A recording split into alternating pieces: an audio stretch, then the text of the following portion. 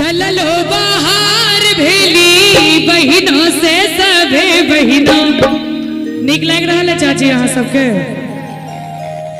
डललो बाहर भेली बहिनों से सबे बहिनों सब भैया लेल डाला छी चुन के राम सजनी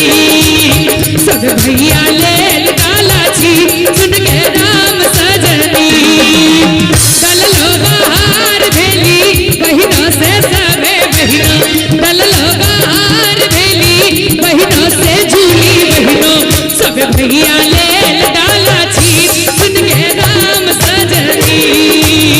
सब भैया लेल डाला छी चुन के राम सजनी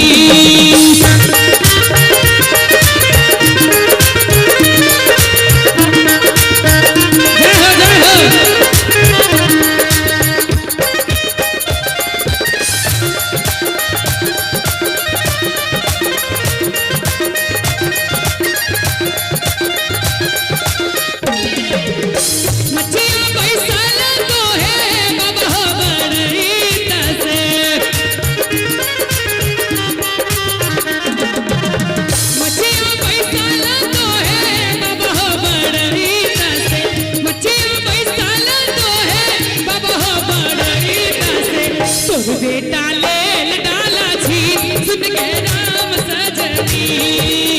तोर बेटा लेल डाला छी सुन के राम सजनी तोर बेटा लेल डाला छी तब बाबू पूछे छथिन कथी के रे आहे बेटी डाला तोहरा छलो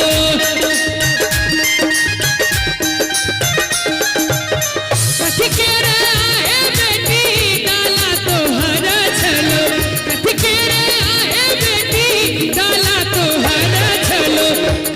सजाओल चारू ओर सुन के राम सजनी कथिए सजाओल चारू ओर सुन के राम सजनी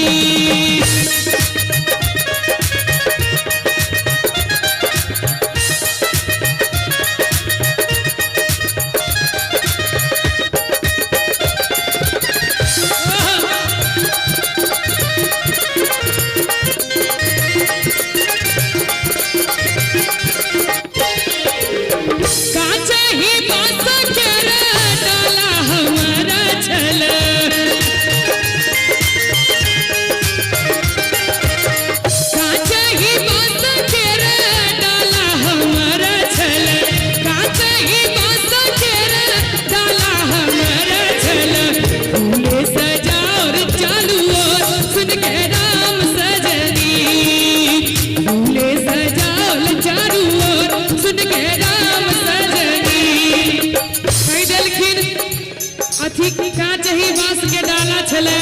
फूल से चारू ओर सजायल छले ओहो डाला छीन लेला तकर बाद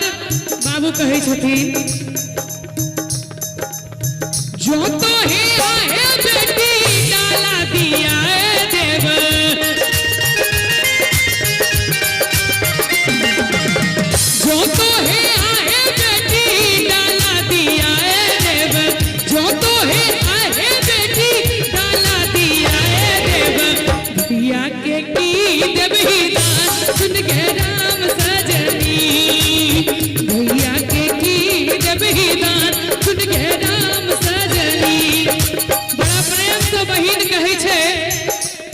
नीक लागै है कनी कनी ताली बजबैत रहियो सब गोटे रथमा बैसला देवा पोथी पढ़ना देवा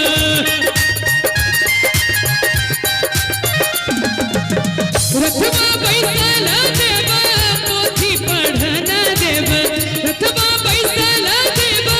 पोथी पढ़ना देवा अपने के नीक लाग रहल है हंसत रहू न तो हाँ एक बार ताली बजा दियो हम कि रथमा बैसला देवा पोथी पढ़ना